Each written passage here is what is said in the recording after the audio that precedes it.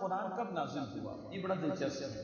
کبھی کبھی کنفیوژن ہو جب شب قدر کے تعلق سے پڑھتے ہیں نا، انا انزلناہ فی لیلۃ القدر، اللہ فرماتے بے شک ہم نے قرآن کو قدر کی رات میں نازل کیا. اچھا پھر ہمیں یہ بھی پتا ہے کہ قرآن 23 برس میں نازل ہوا، تو یہ کیا ہے؟ ایک رات میں نازل ہوا، 23 برس میں نازل ہوا، یہ کیا ہے؟ تو عربی اسلوب میں اس کی بھی وضاحت موجود ہے. ایک لفظ ہوتا ہے انزال، یکدم نازل ہونا، ایک ہوتا ہے تنزیل، گریجولی تھوڑا تھوڑا کر کے نازل ہونا. یہ دونوں الفاظ اللہ نے قرآن کے لیے استعمال کیے. انا انزلناہ فی لیلۃ القدر، ہم نے قدر کے رات میں بطور انزال یکدم ایک ہی دفعہ میں نازل کیا. اور ایک ہے تنزیل، ونزلناہ تنزیلا، ہم نے اس کو تنزیل کے طور پر تھوڑا تھوڑا کر کے گریجولی نازل کیا. اب اس کی ریکنسلیشن کیا ہے، اس کی مطابقت کیا ہے، وہ اہل علم نے بیان فرمائی کہ قدر کی رات میں پورا قرآن لوح محفوظ سے آسمانی دنیا پر نازل کر دیا گیا. بل ہوا قرآن مجید فی لوح محفوظ، الفاظ قرآن کے. تو قدر کی رات میں پورا قرآن لوح محفوظ سے پہلے آسمان پر نازل کر دیا گیا، فرشتوں کے حوالے کر دیا گیا. یہ یکدم ہے. اور وہاں سے تھوڑا تھوڑا کر کے رسالت مآب صلی اللہ علیہ وسلم کے قلب مبارک پر نازل ہوا.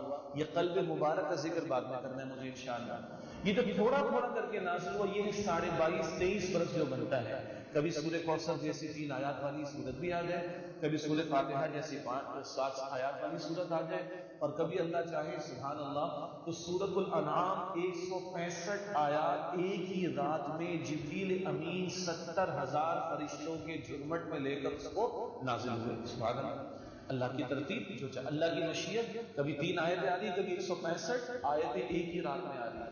البتہ یہ جو تھوڑا تھوڑا کر کے اس کو کہتے ہیں تنزیل. تو یہ ریکنسلیشن ہو گئی.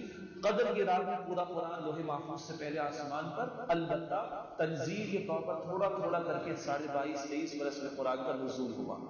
کیسے نزول ہوا؟ یہ بڑا انٹرسٹنگ ہے. یہ قرآن رسول مصطفیٰ صلی اللہ علیہ وسلم کے قلب اطہر پر نازل ہوا. قرآن کہتا ہے سورہ البقرہ میں آیت نمبر 97 میں فَإِنَّهُ نَزَّلَهُ عَلَىٰ قَلْبِكَ بِإِذْنِ اللَّهِ، کہ بے شک جبریل امین نے اے محمد کریم علیہ السلام آپ کے قلب پر اس قرآن کو نازل کیا. اب ذرا تھوڑا سا احساس کیجئے یا محسوس کیجئے، سوچئے اس کو. سورہ حشر کی آیت نمبر 21 ابھی تلاوت بھی کی ہم پڑھتے ہیں اس میں لو انزلنا هذا القرآن على جبل لرأيته خاشعا متصدعا من خشية الله، اگر ہم اس قرآن کو کسی پہاڑ پر نازل کرتے تو تم دیکھتے کہ وہ اللہ کی خشیت سے دب جاتا، پھٹ جاتا، ریزہ ریزہ ہو جاتا. الاعراف کی 143 میں مشہور واقعہ کہ موسیٰ علیہ السلام نے اللہ سے التجا کی کہ اللہ آپ کو دیکھنا چاہتا ہوں، آپ کا دیدار کرنا چاہتا ہوں. رب تعالیٰ نے فرمایا کہ موسیٰ ممکن نہیں. چلو ہم یہ کرتے کہ اپنی ذات کی ایک تجلی کو پہاڑ پر نازل کرتے، اگر وہ پہاڑ اس کو برداشت کر لے تو آپ انہیں دیکھ لیجئے گا. فلما تجلی ربہ للجبل، جب رب کائنات نے اپنی ذات بابرکات کی تجلی کا نزول فرمایا، پہاڑ تو ہو گیا ریزہ ریزہ، اور موسیٰ علیہ السلام دیکھ کر کیا ہو گئے؟ بے ہوش ہو گئے. یہ ذات باری تعالی کی ایک تجلی کا نزول جب پہاڑ پر ہوا، پھٹ کر ریزہ ریزہ ہو گیا. قرآن اللہ کا کلام ہے، ذات باری تعالی کی طرف سے آیا ہوا ہے. اگر اس کا نزول کسی پہاڑ پر ہوتا تو وہ بھی پھٹ کر ریزہ ریزہ ہو جاتا. یہ تو اس قرآن کی جلال کا عالم ہے. اور رسول اللہ کی عظمت کا عالم کیا ہے صلی اللہ علیہ وسلم؟ ان کے قلب اطہر کو رب کائنات نے تیار کیا قرآن جیسے پر جلال کلام کے نزول کے لیے.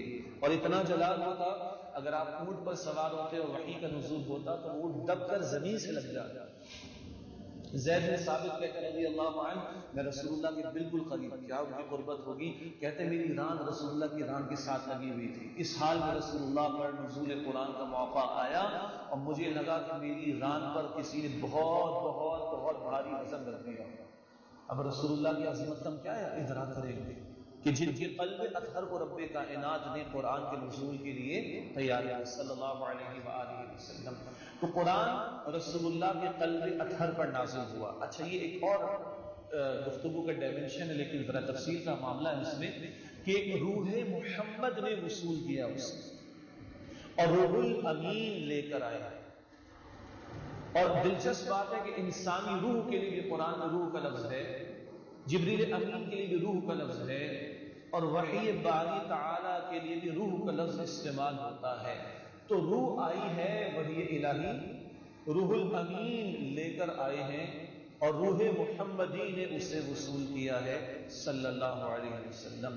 آخر میں ایک بات کرنی، اشارہ ابھی عرض کر دوں میں کہ آپ کی میری روح، اس کی بھی جو غذا ہے، اس کی بھی جو نرشمنٹ ہے، وہ یہ ارتھلی قسم کی، یہ مٹی سے نکلنے والی چیزیں ان سے پوری نہیں ہوگی. یہ حیوانی وجود بالکل علیحدہ ہے میرا اور آپ کا مٹی سے بنا ہوا، اور اللہ نے اپنی روح میں سے کچھ پھونکا، وہ کچھ اور ہی شے ہے. اس ڈیوائن اسپرٹ یا اسپارک کے لیے روح قرآن ہے، جو اس کی وحی، جو اس کی نرشمنٹ کا غذا کا باعث بنے گی. اسی کے لیے راتیں بسر کریں گے قرآن کے ساتھ انشاءاللہ تعالی. تو قرآن قلب مصطفیٰ پر نازل ہوا صلی اللہ علیہ وسلم. کہاں نازل ہوا؟ ایک لفظ میں جواب ہے، حجاز کے علاقے میں نازل ہوا. یہ حجاز کیا ہے؟ مکہ مکرمہ معروف ہے، مدینہ طیبہ معروف ہے، طائف کا علاقہ بھی معروف ہے، وہاں بھی اللہ کے پیغمبر تشریف لے گئے صلی اللہ علیہ وسلم. تو یہ تین معروف شہر، مکہ، مدینہ، طائف، اور یہ اطراف کے علاقے، یہی علاقہ جس کو حجاز کا علاقہ کہتے ہیں. پورا قرآن یہاں نازل ہوا سوائے دو آیات. آپ سب کے علم میں ہے دو آیات تو اللہ نے آسمانوں پر رسول اللہ علیہ السلام کو بلا کر تحفے کے طور پر معراج کی شب میں عطا فرمائی، اور وہ سورۃ البقرہ کی آخری دو آیات ہیں. جب مطالعہ کریں گے تو وہاں اس کی عظمت بیان ہوگی انشاءاللہ. تو بقیہ پورا قرآن یہاں زمین پر نازل ہوا، البتہ دو آیات البقرہ کی آخری دو آیات کو آسمانوں پر نبی اکرم صلی اللہ علیہ وسلم کو عطا کی گئی.